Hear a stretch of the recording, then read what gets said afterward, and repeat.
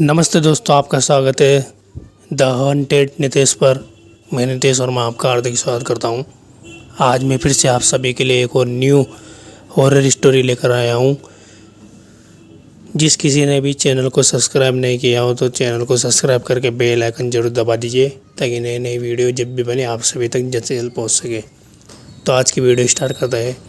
आज की वीडियो होने वाली है कोटा के हॉन्टेड प्लेस की। आपने देखा होगा कि अक्सर पूरे भारत में से अक्सर स्टूडेंट नीट की या फिर इंजीनियरिंग वगैरह की कोचिंग करने के लिए आपने देखा होगा कि अक्सर पूरे इंडिया से यानी कि कोटा में हर साल स्टूडेंट आ रहे हैं नीट और इंजीनियरिंग की कोचिंग करने के लिए। तो ये आज की कहानी होने वाली है दो फ्रेंड की, जिसका नाम था, एक का नाम था दीपक और एक का नाम था राजू। तो ये दोनों एक ही शहर से यानी कि इंडिया के एक ही गांव से, बहुत छोटा गांव है, वहाँ से जिस प्रकार से हर साल कोचिंग में, कोटा कोचिंग में तैयारी करने के लिए आते हैं, तो इन दोनों ने सोचा कि अपन भी, अपनी पढ़ाई पूरी हो चुकी है यानी कि 12th निकल चुका है, अब चलिए कोटा चलते हैं, वहाँ से अच्छी सी कोचिंग करेंगे, वहाँ पर रहेंगे और अच्छे से तैयारी करेंगे, रोज़ कोचिंग जाएंगे। तो ऐसा ही हुआ, उनके माता पिता उनके साथ आए और उन दोनों का एडमिशन यहाँ पे करवा दिया। दोनों बचपन के फ्रेंड थे। तो जैसे ही वो कोटा में पहुँचे, हॉस्टल देखने के बाद इन्होंने एडमिशन करा लिया और रोज़ की तरह जब इनके बैच स्टार्ट हुए तो कोचिंग जाना शुरू कर दिया। वहाँ से अब इनकी दिनचर्या हो चुकी थी कि रोज़ सुबह उठकर कोचिंग जाना और कोचिंग छूटने पर सीधा घर आ जाना और खाना खाकर आराम से, दोनों एक ही रूम था इनका, तो आराम से दोनों पढ़ाई किया करते थे। पढ़ाई करते वक्त ऐसा कभी इन्होंने सोचा नहीं था कि इनके साथ ऐसा कुछ घटना देखने को मिलेगी इनको। एक शाम की बात है, ये अपनी पढ़ाई वढ़ाई पूरा करके, इनकी आज एक्स्ट्रा क्लास लगी हुई थी, यानी कि ये सैटरडे की बात थी, अगले दिन संडे था। तो जैसे ही कोचिंग से लौटे तो शाम को दीपक ने राजू से बोला कि चल वहाँ तक घूम के आते हैं और अपनी एक्स्ट्रा क्लास भी तो वो भी अटेंड करके आएंगे। ओनली बस 1 घंटे की बात थी, लेकिन वो क्लास थी रात के यानी 9:30 करीब हो रहा था। तो दोनों कोचिंग के रास्ते जाने यानी कोचिंग गए। वहाँ पर इन्होंने कोचिंग वगैरह करी, इनको क्लास वगैरह एक्स्ट्रा क्लास अटेंड करके वापस बाहर निकल रहे थे। तो इनको बाहर निकलते वक्त यानी घर आते आते रात के देर नेट लाइट यानी बहुत देर हो चुकी थी, समय भी बहुत ज़्यादा हो चुका था। और ये बात थी जब कोटा में हल्की हल्की सर्दी स्टार्ट होती है, यानी गुलाबी सर्दी जैसे बोल सकते हो आप। सर्दी में लोग अक्सर जल्दी सोना पसंद करते हैं, 8 साढ़े 8 बजे ही मार्केट सुन्न हो जाता है। बस इक्का दिक्का लोग यानी जिसे अर्जेंट काम होता है तो वहाँ मार्केट में जाया आया करते हैं। ऐसा ही हुआ, इन्होंने कोचिंग से निकलते वक्त बाहर, वहाँ पर कोटा में हर जगह आपको स्टूडेंट एरिया में पानी पतासे वगैरह यानी कुछ फास्ट फूड वगैरह देखने को मिल ही जाएगा अक्सर। इन्होंने थोड़ा बहुत फास्ट फूड खाया और बाकी हॉस्टल में आके खाने वाने लेते ही अपना खाना वगैरह जो भी था। तो ये वहाँ से निकले, इन्होंने फास्ट फूड खाया। अब इनके कोचिंग से लेकर जो इनका हॉस्टल था वहाँ तक एक सुनसान रास्ता तय करना पड़ता था इनको हॉस्टल में पहुँचने के लिए। मतलब मेन रोड से अंदर गली में जाओगे तो गली में थोड़ा सुनसान एरिया मिलता है इनको, थोड़ा जहाँ पर अक्सर फैक्ट्री वगैरह भी है, थोड़ा पास में, जगह नहीं बता सकते। तो जैसे ये गुजर रहे थे, इन्होंने एक बात नोटिस करी, हल्की हल्की धुंध पड़ रही थी रात में, रात का समय था, ठंड भी इनको लग रही थी और पूरे रोड पर कोई भी नहीं दिखाई दे रहा था, केवल रात का सन्नाटा, घना काला अंधेरा और धुंध पड़ रही थी।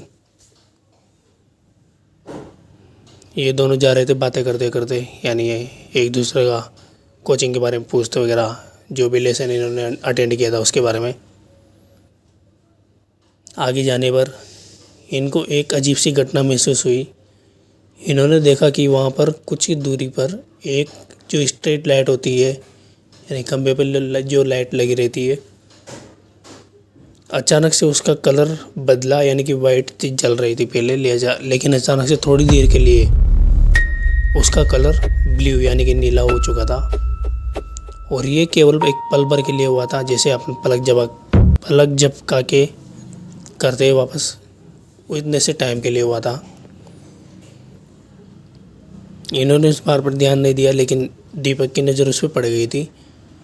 राजू को ये बात उसने बताई कि देख उस खंबे पर पता नहीं क्या हुआ, वहाँ का कलर भी चेंज हो चुका था और ऐसा ऐसा हुआ। राजू ने बोला कि तुम इस सब बातों पर ध्यान मत दो, ये तो ऐसे ही, तुम्हें पता नहीं तुम्हारा दिमाग कहाँ जा रहा है, ज़्यादा पढ़ लिया लगता है तुमने। तो ऐसा करके ये बात चली गई। दोनों हॉस्टल पर पहुँच गए। हॉस्टल में अपना मेस में खाना वाना खाया, अच्छे से बातें वगैरह की, जो भी इनके फ्रेंड वगैरह थे हॉस्टल के, मेस वगैरह के। बात करते करते ये पहुंच गए अपने रूम पर। रूम में इन्होंने थोड़ी देर पढ़ाई करने की सोची। तो जैसे ही इनके ये पढ़ाई करने का जो कमरा बना हुआ था, यानी बेड लगा हुआ था, उसके सामने टेबल, उसके जस्ट सामने एक खिड़की देखने को मिलती थी इनको, जो अक्सर बाहर की तरफ खुलती थी। खिड़की के बाहर एक पार्क बना हुआ था और वहाँ से उनको वही रास्ता दिखाई पड़ता था जो सामने, जहाँ की अक्सर लाइट का कलर चेंज होता है।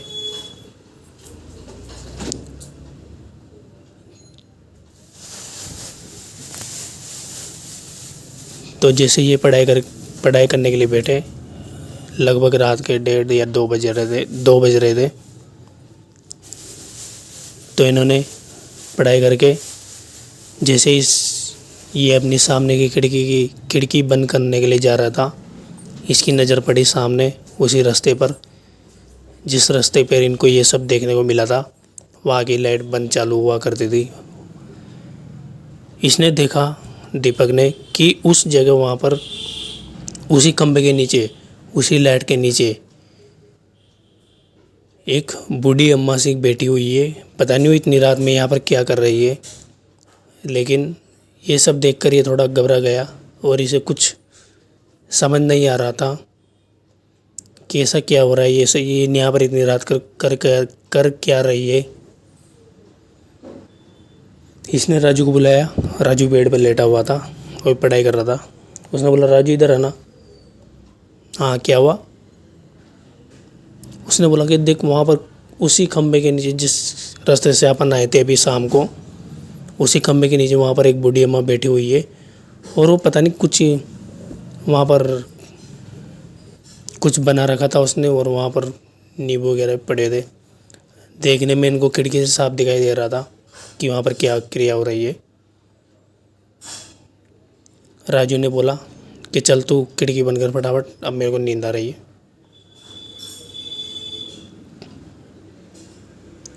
दीपक ने इससे कुछ नहीं पूछा कि क्या हुआ भाई, कुछ तो बता इसके बारे में, क्या मतलब ऐसे देखकर तू ऐसे घबरा क्यों गया? राजू ने बोला कि बस तू मेरा दिमाग खराब मत कर, बस अब मेरे को नींद आ रही है, अब तू भी सो जा, खाना वाना खा के मैं भी सोने के लिए जा रहा हूँ। दीपक को इसका भी जो ये रिएक्ट कर रहा था उसे कुछ समझ नहीं आया कि ये कैसा बात कर रहा है अभी। खैर दीपक ने सोचा चलो अब नींद मेरे को भी आ रही है। इसने अपनी बोतल से पानी वानी पिया। पानी पीने के बाद जैसे ये बेड पर लेटने के लिए गया, लाइट वाइट बंद कर दी रूम की। बंद करने के बाद इसकी नज़र पड़ी थोड़ी देर बाद कि कोई कमरे में से हल्की हल्की रोने की आवाज़ आ रही है। इसकी जैसे नज़र, यानी इसने अपनी आँख खोल कर देखा तो इसके पैरों के नीचे इसका जो दोस्त था राजू, वो इसके पैर के पलंग के बगल में जस्ट बैठ कर रो रहा था, पता नहीं क्यों। ये देखकर एक घबरा गया बहुत दीपक। इसने सोचा ऐसा क्या हो गया, ये कौन रो रहा है? अरे कौन हो तुम, यहाँ से उठो। आवाज़ लगाई इसने, राजू अरे क्या हुआ तुम्हें, इधर देखो। राजू ने जैसे ही खड़े होकर देखा, दीपक की नज़र, यानी दीपक का दिमाग खराब हो चुका था। राजू की बड़ी बड़ी आँखें हो रही थी और खून से बिल्कुल लाल हो रही थी। राजू की जो ये ठोडी रहती है वो बिल्कुल लंबी सी, जैसे कुछ अजीब से भूत वगैरह देख लिया वैसा कुछ नज़ारा था। दीपक को ये उस रात को महसूस यानी देखने को मिला। दीपक ने सुबह होने का इंतज़ार किया, राजू को सुला दिया उस टाइम तो कि तू सो जा भाई, तेरी तबीयत कुछ ख़राब नहीं है, आराम से लेट जा। अगले दिन दीपक ने राजू के मम्मी पापा को फ़ोन करके बुला लिया और बोला कि ऐसा ऐसा हमारे साथ हुआ। हॉस्टल के वार्डन ने बोला कि अक्सर उस रास्ते पर वो जो एक दिन बूढ़ी अम्मा जो आपको दिखाई देती है वो अक्सर वहाँ पर देखने को मिल ही जाती है, और वो अभी की नहीं है, बहुत पुरानी है। बहुत पुरानी का मतलब बहुत पुरानी, जो अभी इस दुनिया में नहीं है। पता नहीं दीपक के भी मन में डर बैठ गया और दोनों हॉस्टल छोड़कर जा चुके थे।